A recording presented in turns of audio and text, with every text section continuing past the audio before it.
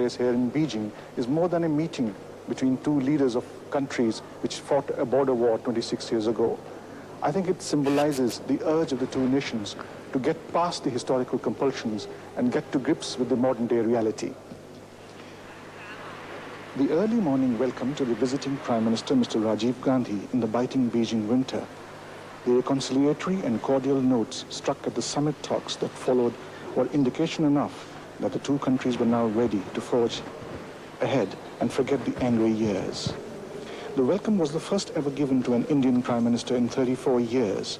It was a sunny but chilly winter morning when Premier Li Feng received Mr. Gandhi outside the Great Hall of the People. He was escorted inside the hall where a ceremonial welcome took place.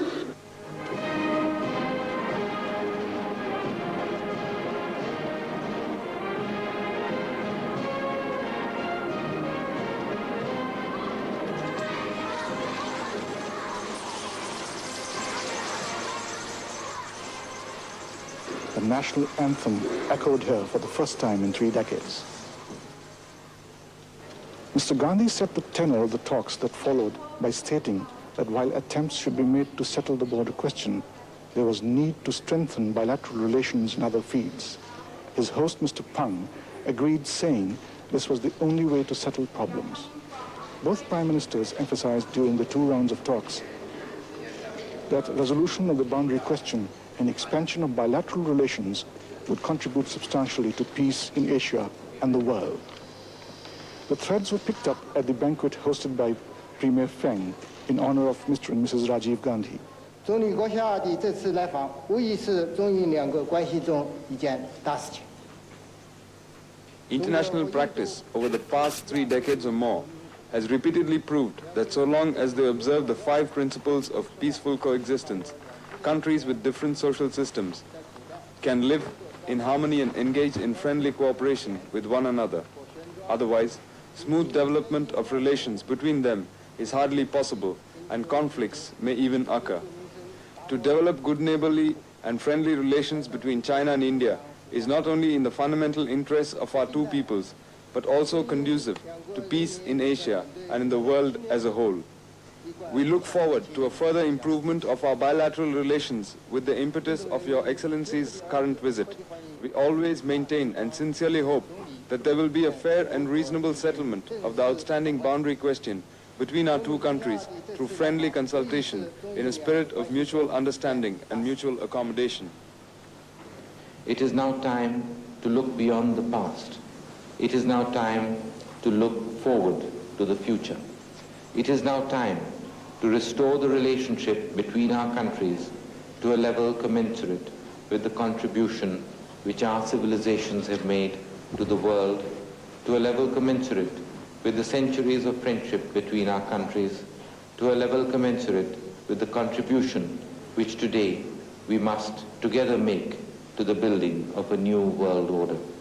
Between us, we represent a third of humanity. There is much we can do together.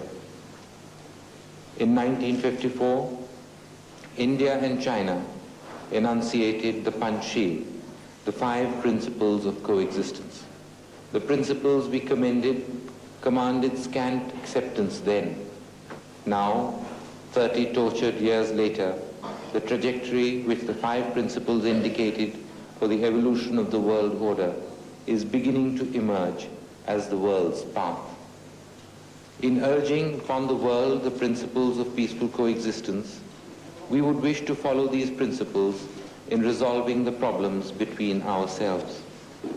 The boundary question has come to be a major problem. It touches upon the sentiments and feelings of our people. We do understand that it also touches upon sentiments and feelings in China. We must find an enduring solution to the problem based on an understanding of each other's point of view, which will be in our mutual interest and to the benefit of both our peoples. Meanwhile, there is need of peace and tranquility in the border areas. We are confident that the boundary question will be settled amicably. It must be settled within a realistic time frame.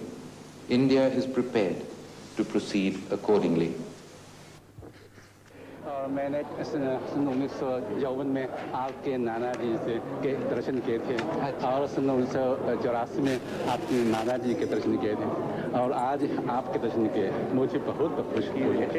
Hindi conference मुझे भी बहुत खुशी हुई है। अच्छा, मैंने तो तुलसीदास के रामचरितमानस का अनुवाद किया है और जो मैंने आपको भेजा था आपको मिल गया मिला। अच्छा, बहुत शुक्रिया।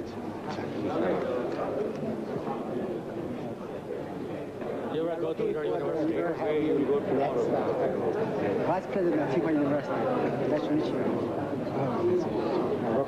Namaste. Namaste. I have been to India 4 times. I'm researching India dance. I got your present this afternoon. Thank you very much. This is my He is present now for you. training students in Bharatanatyam. I'm researching Indian dance and now I'm teaching India dance in China. She's my students. And this is my car. I got you a very nice present.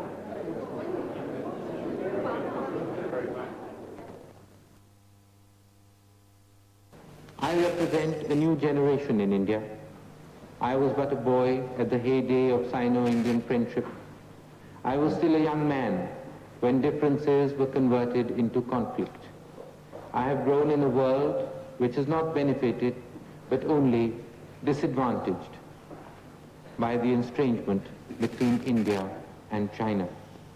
I have come to office with the firm conviction that between ourselves we must make a new beginning. I am heartened that the Chinese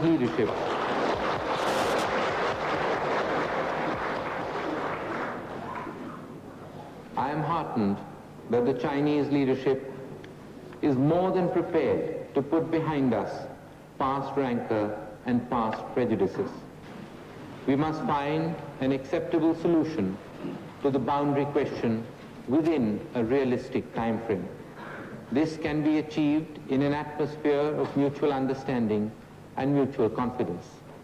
The border issue is a complex one, touching as it does upon the emotions and sentiments of our people. These aspects have salience in China too. We are determined to move in this direction. It is important that while we search for a solution, peace and tranquility are maintained in the border areas.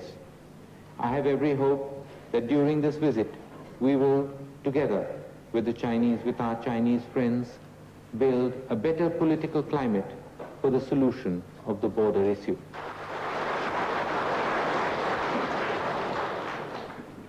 South Asian regional cooperation has made a good beginning. Recent changes in Pakistan, with the emergence of a democratically elected government led by Prime Minister Benazir Bhutto, have opened up encouraging prospects for enduring friendship and goodwill between our countries, reflecting the natural affinities and affection which the people of India and Pakistan have for each other. In Sri Lanka, the accord which I signed with President Jayawardene guarantees the unity and territorial integrity of that country and has brought respect, recognition, and a meaningful devolution of powers to the Tamil minority. We are summoned by our past to the tasks which the future holds. We have a mutual obligation to a common humanity.